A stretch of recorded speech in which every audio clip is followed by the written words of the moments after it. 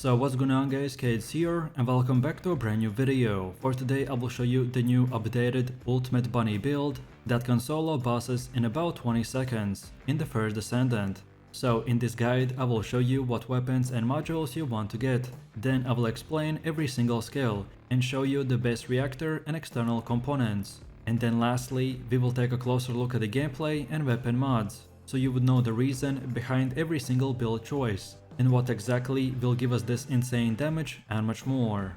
If this sounds interesting to you, then let's get right into it. So as you can see from the gameplay, our new Ultimate Bunny build is insanely strong, and if you build and play her in the most optimized way, then she can destroy every single enemy you come across in just few seconds. Unlike your usual bunny builds, this time we have unlocked the Ultimate Bunny version, which gives us improved skills, increased defenses, better max shields, more max HP and even shield recovery. And because of our setup, the more buffs we will get from the ultimate, the more damage we will be able to do. So this is a big part of why this build will work. And just before we get into the modules and the rest of our loadout, we need to quickly look into how can you unlock the ultimate version of the bunny character. So there are two ways.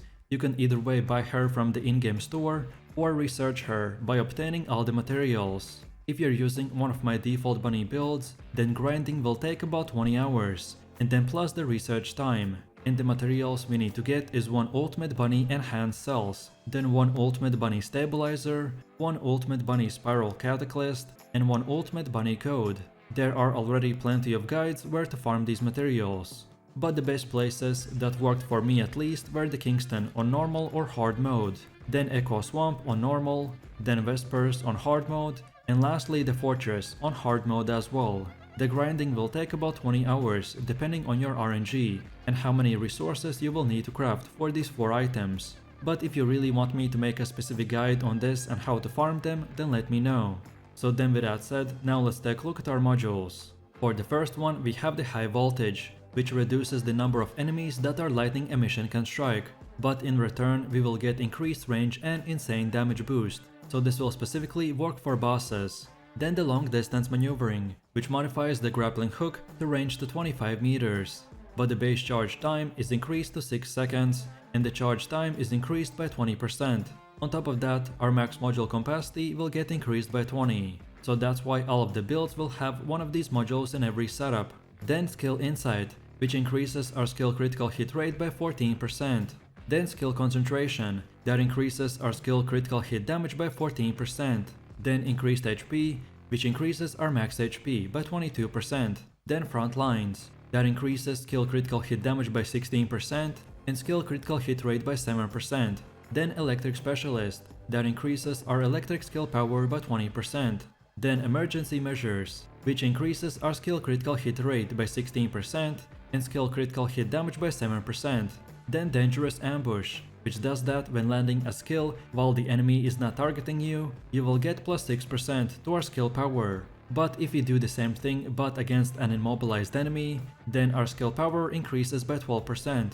Then Singular Specialist, which increases our singular skill power modifier by 19%. Then Spear and Shield, which increases our defenses by 22% and skill power by 8%. And finally the Skill Expansion, that increases the skill effect range by 12%. So overall our main goal with this setup is to get increased skill critical hit rate and damage, and as much electric skill power and max HP as possible. By using our strategy, we will nuke the enemy boss down in just few seconds, but we will need to survive him before getting there, so I strongly recommend for you to upgrade all of these modules to the max. Then next up, let's take a look at the best weapons and mods that we should use. And as our build will be only using one weapon, so then for the second and third slot, this is your own personal preference. If you are interested in other weapons, then scroll through my channel and you will find all the best mods for every single weapon. So then for our one and only god weapon, we have the Thunder Cage submachine gun. This is currently the #1 meta weapon that doesn't need any introductions. But basically we will get up to 700k damage, and I've seen my other friends using this exact setup, but having everything upgraded to the max and getting about 800 to even 900k DPS. So this weapon has a huge potential. And the way you get it is by first of all reaching Mastery 1, then obtaining the Thunder Cage blueprint, Thunder Cage Nanotube, Thunder Cage Polymer Sanctium, and the Thunder Cage Synthetic Fiber. And you can get these from various battlefield missions across the sterile land. And afterwards you can take the 4 Thunder Cage materials to the Anais in Albion and pay 100k gold to start the research request.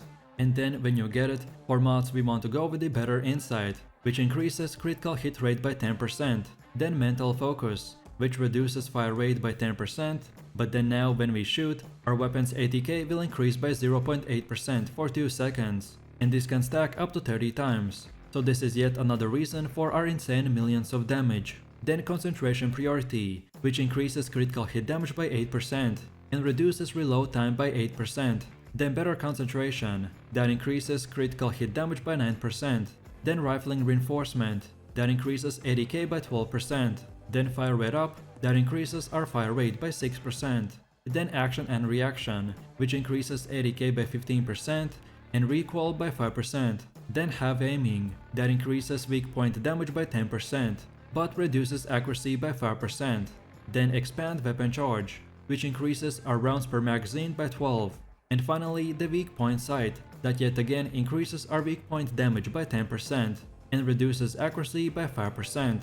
As you can see, because of our setup we can do millions of DPS, and it is because we are using the most optimized mods, which are all maxed out and are made to stack as much ATK, crit damage and crit rate as humanly possible. These numbers will vary on your specific reactor, your Descendant modules, and how high or low your levels are and upgrades. And that's why I will show you how can you upgrade this weapon. So when you craft it, you will start at level 1, but by using the repair station and by dismantling all the other weapons that you don't use, you will be able to upgrade it. So that's why I recommend to break down your useless weapons, because credits are way easier to earn than the materials. So just keep getting materials and upgrading your weapon. And then on top of that, you can even use the weapon readjustment mechanic, which allows you to use the workbench to reroll your weapon stats. Moreover, you can reroll all of your stats at once, or lock down individual stats you like and only reroll the ones you don't.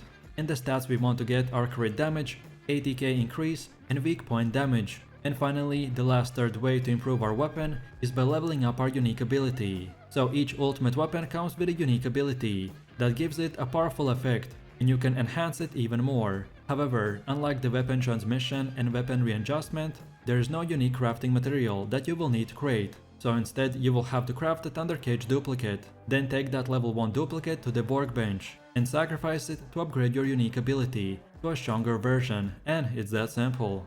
Then next up, let's go over to the base reactor and external components. So your reactor is a very important item that determines your skill damage and can also include extra modifiers that buff certain aspects of your build. I recommend prioritizing using reactor with the highest skill power and a sub-attack power. Specifically, my best job that I got is the Stingling Singularity Reactor with the submachine gun condition and the electric skill power boost. So this is pretty much 10 out of 10 reactor. And then as for your external components, they're even more of an RNG, at least until you've played the game for long enough to find basically every possible combination with a good stat roll. For our build specifically, I recommend to get the Annihilation Auxiliary Power that increases our max HP and defenses. And because we are using all 4 set pieces, so we get plus 6% skill duration, and our weapon's ATK increases depending on your max HP lost. Then next up we have the Annihilation Sensor for defenses and shield recovery. Then Annihilation Memory for increased max shields and HP, and lastly the Annihilation Processor for even more max HP. And finally, let's quickly take a look at our skills and when we should use them. So then for the first passive skill we have the Rabbit Foot, which charges electricity by moving around. Landing on the ground after a double jump will inflict the damage to a nearby enemy. Then our first active skill is the Thrill Explosion, which summons an Electro Orb to attack nearby enemies and inflict them with the Electrocute effect. Then the second one is Speed of Light. This skill increases sprint speed and the amount of electricity obtained. Then the Lightning Emission skill, which when moving around, it deals damage to nearby enemies and inflicts them with the Electrocute effect.